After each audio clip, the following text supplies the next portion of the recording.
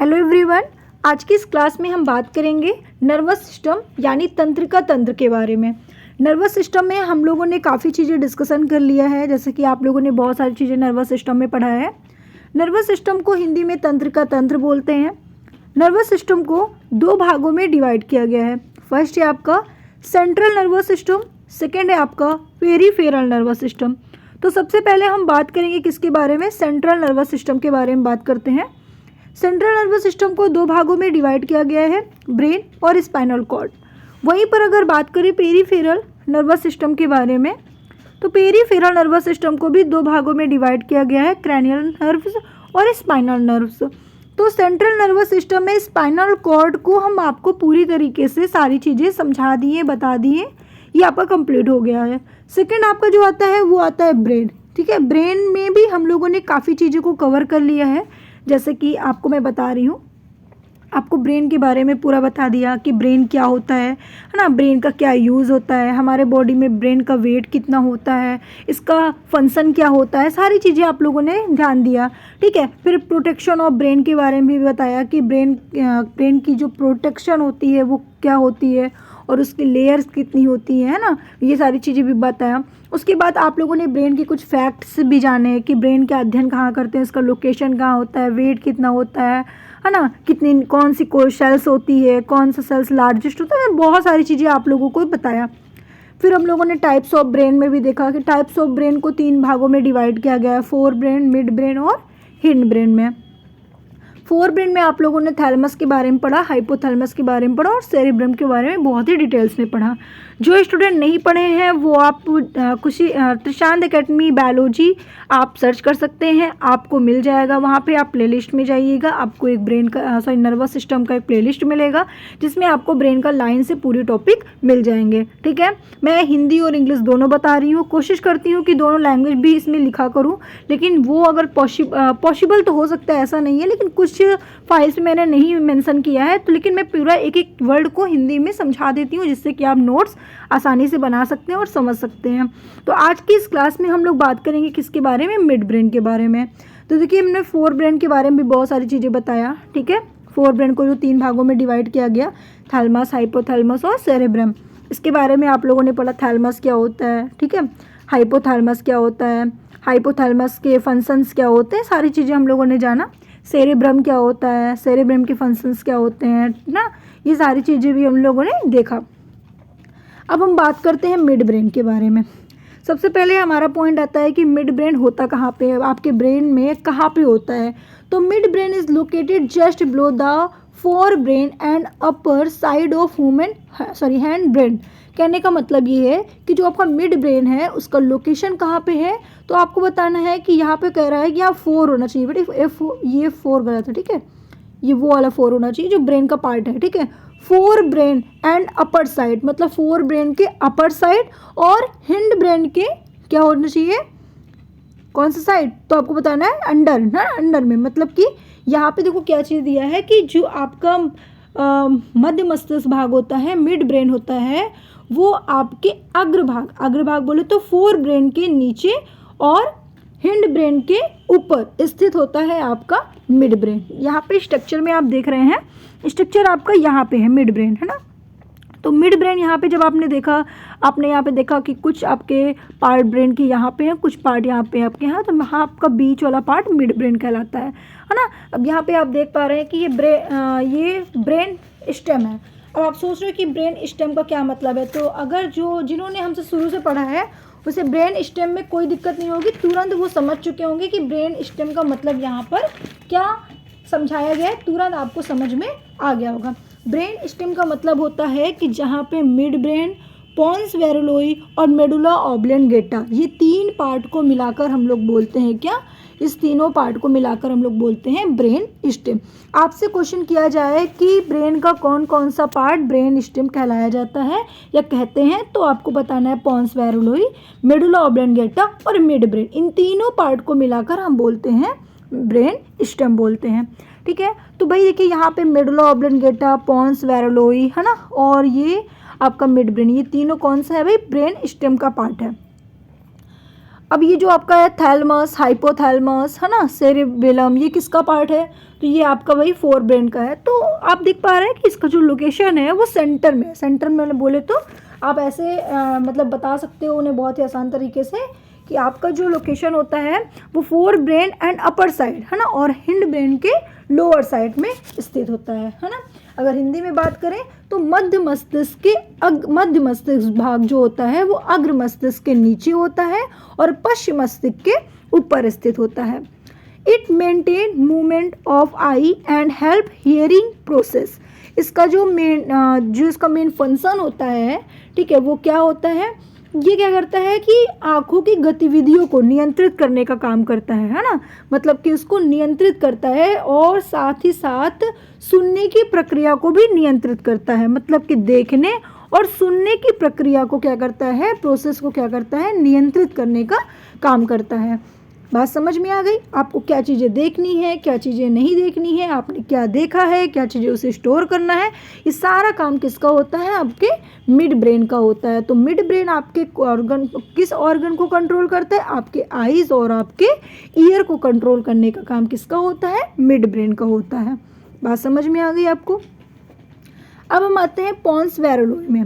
देखिए पोन्स वैरेलोई की जब बात आती है तो आपको ध्यान देना है, it is part of hind brain है ना, it is part of hind brain. ये हिंड ब्रेन का एक पार्ट है विच is located below the mid brain. अब बहुत ध्यान से समझिएगा, it is part of hind brain, ये हिंड ब्रेन का पार्ट है जो लोकेटेड होता है कहाँ पे?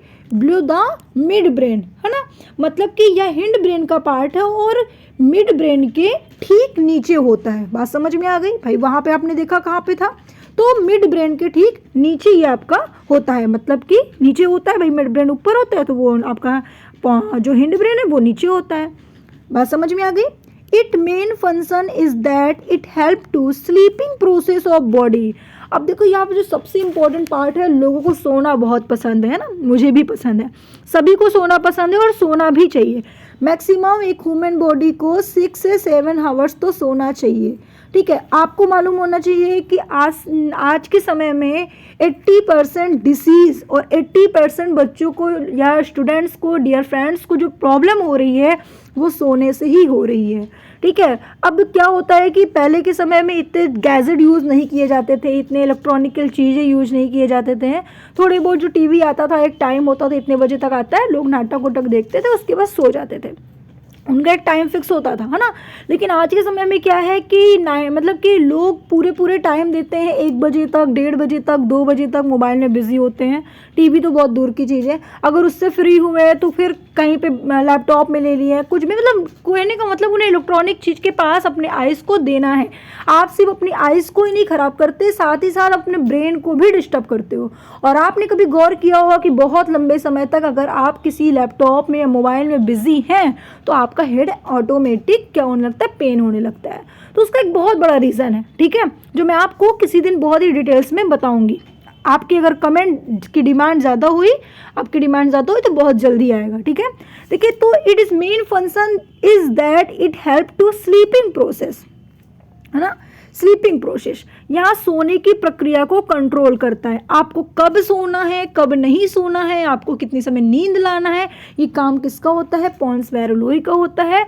अब ये पोन्स वैरेलोई आपको क्या करता है? नींद लाने के आपके बॉडी में एक सिग्नल देता है कि भाई अब इसे नींद डाल दो, अब इसके बॉडी में नींद डालो, उसको नींद आनी चाहिए, अब सो जाओ। फिर कभी कभी आपने देखा होगा कि जब आपको नींद बहुत तेज आई होती है, बहुत कोशिश करते हो, मुँह धुल लेते हो, लेकिन फिर भी आँख गिरते रहते हो आप, मतलब आपकी आंखें मुनती रहती है, चाहे आप जितना ज़्यादा सबके सामने क्यों ना बैठे हो, है ना, खड़े ही क्यों ना हो, लेकिन आपको नींद आती रहती है। डिपेंड करता है आपके पोन्स वैरेलोई के सिग्नल पर, ठीक है। उसके बाद क्या है भाई? It also maintain respiration during the sleeping, मतलब कि सोते समय श्वसन की प्रोसेस को भी कंट्रोल कौन करता है? आपका पोन्स वैरेलोई कंट्रोल करता है। तो जब आप सो जाते हो तो ऐसा तो है नहीं कि आप सो जाओगे तो सांस नहीं लोगे, है ना, अगर सांस लेना बंद कर दोगे तो हमेशा के लिए सो जाओगे, तो सांस लेना भी ज़रूरी है सोते समय। तो इसको भी कंट्रोल करने का काम किसका होता है? ये पोन्स वैरेलोई का होता है।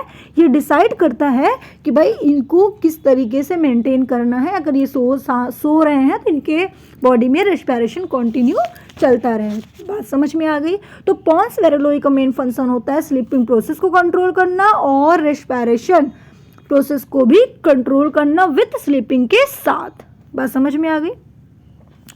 थर्ड नंबर हम बात करते हैं मेडुला ऑब्लंगेटा। ये आपका लास्ट टॉपिक है ना, मेडुला ऑब्लंगेटा। एक और इसके बाद मेडुला ऑब्लंगेटा की बात करें, it is located just below the pons and lower part is connected with spinal cord. अब जरा ध्यान से देखिएगा, यहाँ पे कह रहा है कि it located just below the pons and lower part is connected with spinal cord.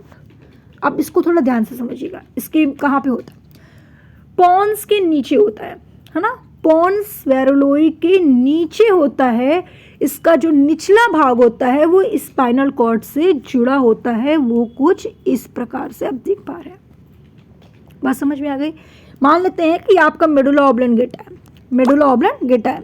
अब मेडुला ऑब्लंगेटा अगर ये है तो भाई यहाँ पे कह रहा है कि part it located just below the pons and lower part is connected the spinal cord. ये स्पाइनल कॉर्ड से जुड़ा होता है ना, ये स्पाइनल कॉर्ड से जुड़ा होता है। और मेडुला ऑब्लंगेटा जो होता है, ठीक है, वो पॉन्स के नीचे होता है, पॉन्स के नीचे होता है। और किससे जुड़ा होता है, स्पाइनल कॉर्ड से जुड़ा होता है।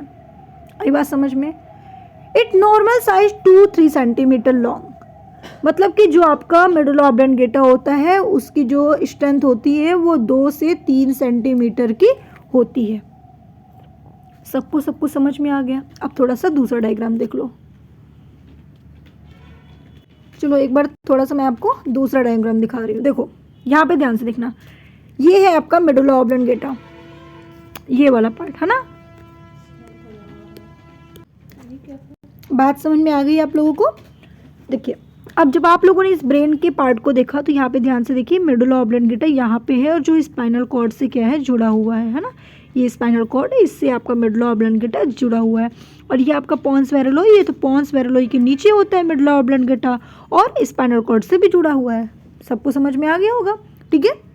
अब आते हैं हम लोग आगे, कहाँ पे भाई, इसके फंक्शन पे, कि मेडुला ऑब्लंगेटा के फंक्शन क्या होते हैं। देखिए जब मेडुला ऑब्लंगेटा के आप फंक्शन की बात करते हो तो it maintain A blood pressure.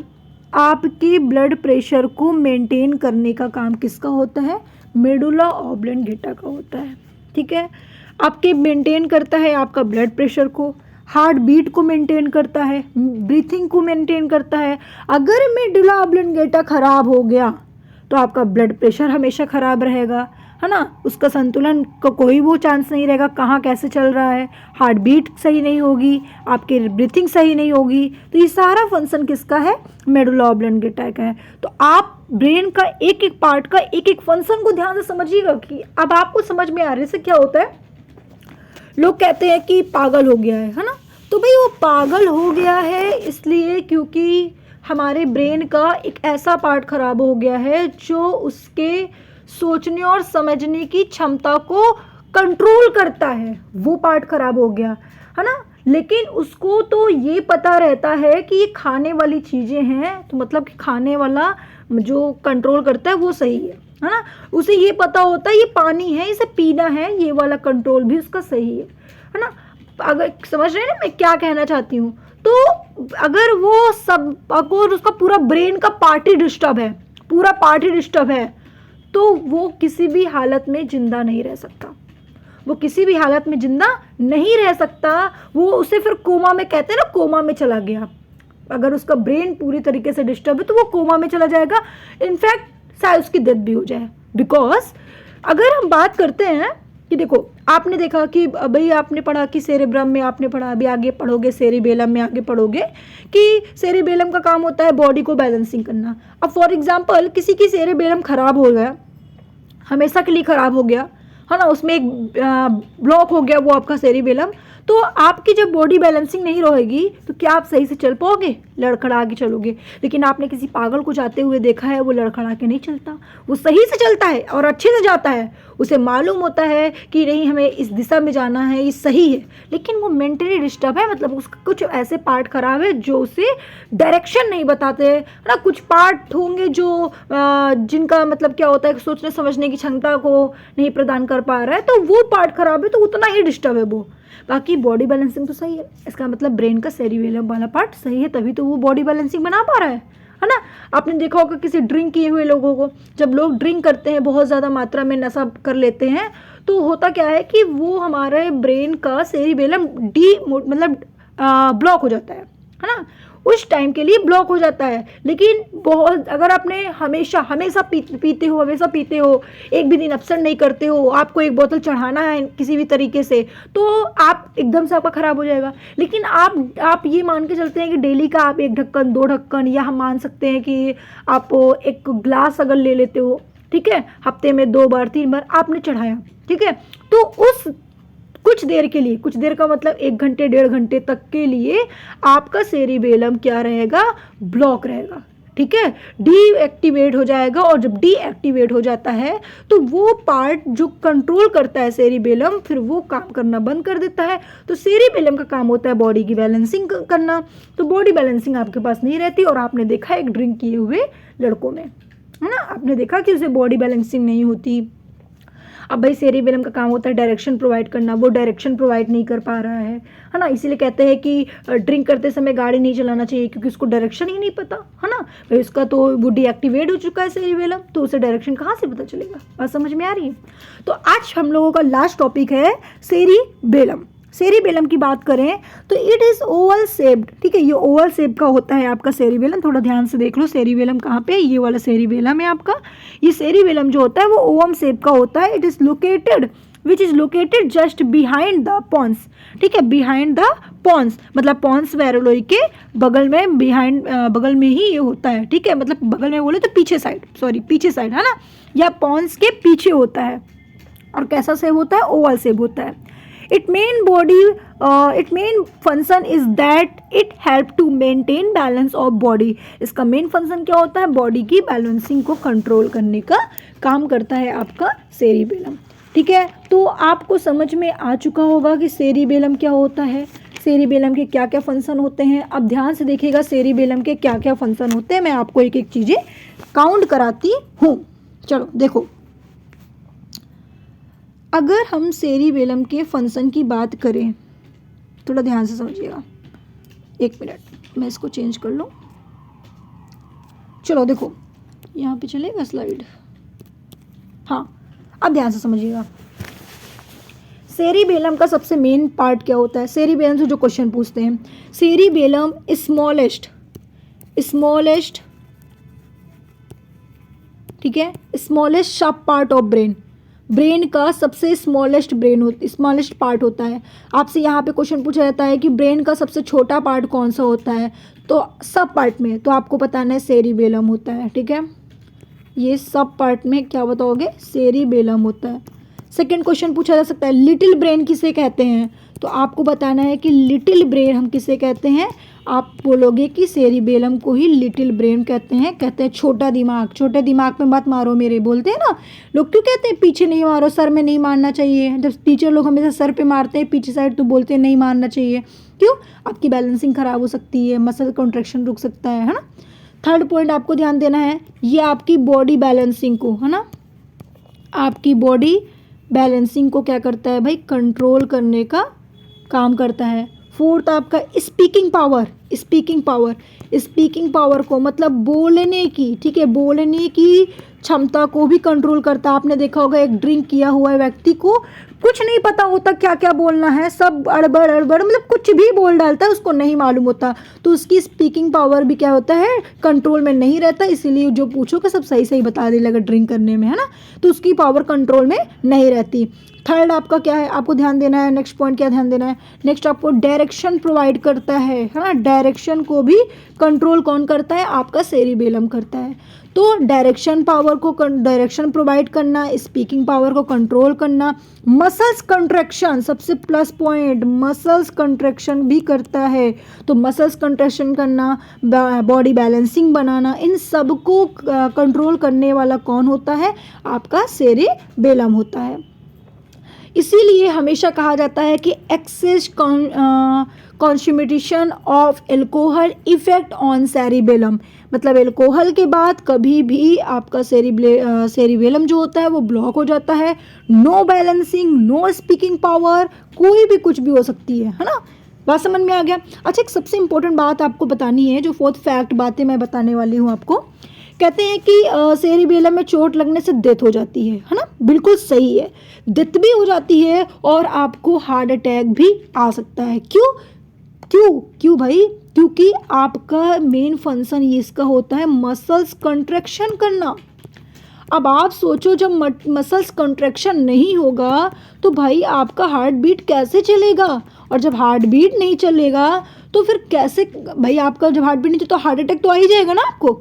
तो आपकी ऑन द स्पॉट डेथ भी हो सकती है, आपको हार्ट अटैक भी आ सकता है, हार्ट पंप करना बंद कर सकता है अगर आपका मसल्स कंट्रैक्शन बंद हो जाए तो, अगर आपका सेरिबेलम ब्लॉक हो जाए तो। किसी तरीके अगर ब्लॉक हमेशा के लिए हो गया तो आप समझ ही रहे हो, ठीक है। इसीलिए आपसे कहा जाता है कि ज़्यादा आपको ड्रिंक करने की ज़रूरत नहीं है।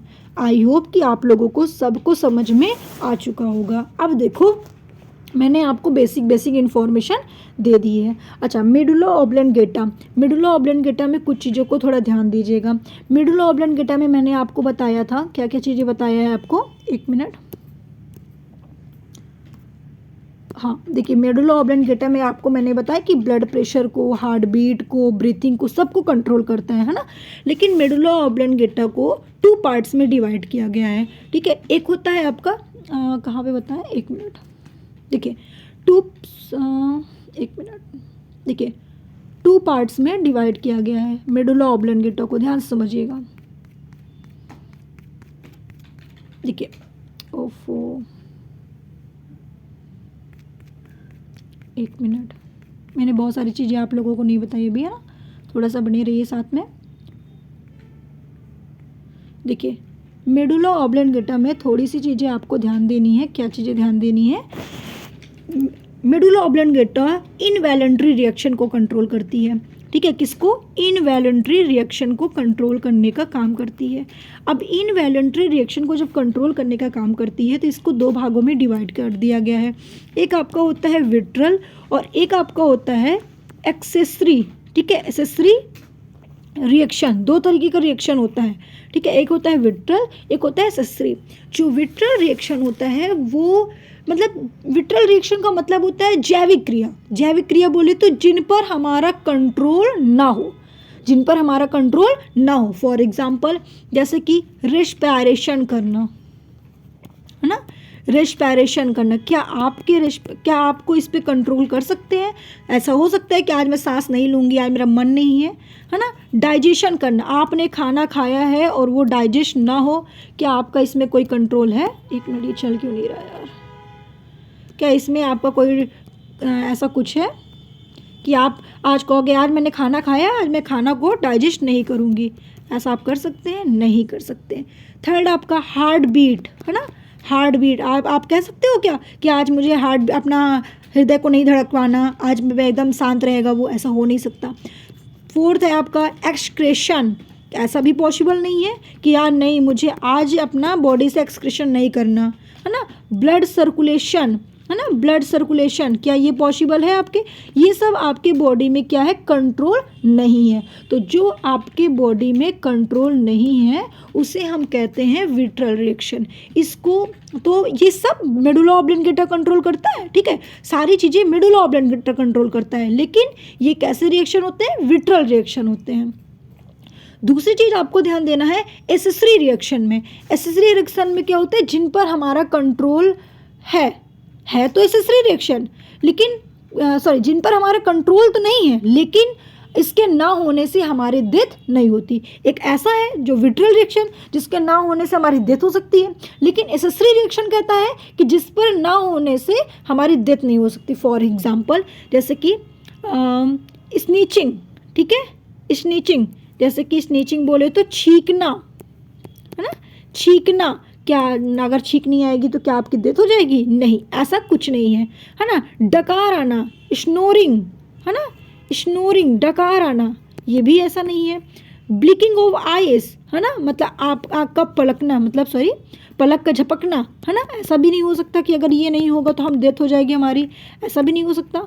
तो इन सब को भी, ये भी क्या है, ये भी हमारे हाथ पे कंट्रोल नहीं है, लेकिन इसके ना होने से हमारी डेथ भी नहीं हो सकती, है ना। हिचकी आना, डकार आना, छींकना, ये सब क्या है, ये सब भी हमारे कंट्रोल में नहीं है, लेकिन इसके ना होने से कोई फर्क नहीं पड़ता। तो ये एसेसरी रिएक्शन होते हैं। इन सब को कंट्रोल कौन करता है? मेडुला ऑब्लेंगेटा कंट्रोल करता है। बात समझ में आ गई? ये मेडुला ऑब्लेंगेटा सबको कंट्रोल करता है। तो आई होप कि आप लोगों को बहुत ही अच्छे तरीके से समझ में आ गया होगा। चीज़ आप थोड़ा और ध्यान दीजिएगा, है ना। मैंने आपको भी मिड ब्रेन पढ़ाया है, तो मिड ब्रेन में एक चीज़ हमेशा क्वेश्चन पूछा जाता है कि ये आई और ईयर को तो कंट्रोल करता है, लेकिन आपके 6 सेंस ऑर्गन भी होते हैं। 5 आपने तो सुना ही होगा, सभी लोगों ने सुना है, लेकिन एक 6 सेंस ऑर्गन भी होते हैं। और वो कौन से होते हैं? तो आपको बताना है। 6 सेंस ऑर्गन जो होते हैं आपके, उसे बोला जाता है सेंसरी ऑर्गन, ठीक है। जैसे कि हम जो सोचते हैं वो हो जाए, आज बारिश होने वाला है तो वो हो जाए, है ना। हम माहौल को देख के बता रहे हैं आज यहाँ पे ये होने वाला है तो वो हो रहा है, तो इसका मतलब आपका 6 सेंस ऑर्गन बहुत स्ट्रांग है। तो इसको कंट्रोल करने का भी काम कौन करता है? आपका मिड ब्रेन करता है। मिड ब्रेन का आइज़ का काम होता है हियरिंग, मतलब कि ईयर को कंट्रोल करता है, आपके आई को कंट्रोल करता है। अच्छा, इसके साथ साथ आपको एक चीज़ और भी ध्यान देना है कि स्किन को भी कंट्रोल करने का काम करता है आपका, ठीक है। स्किन को भी कंट्रोल करता है।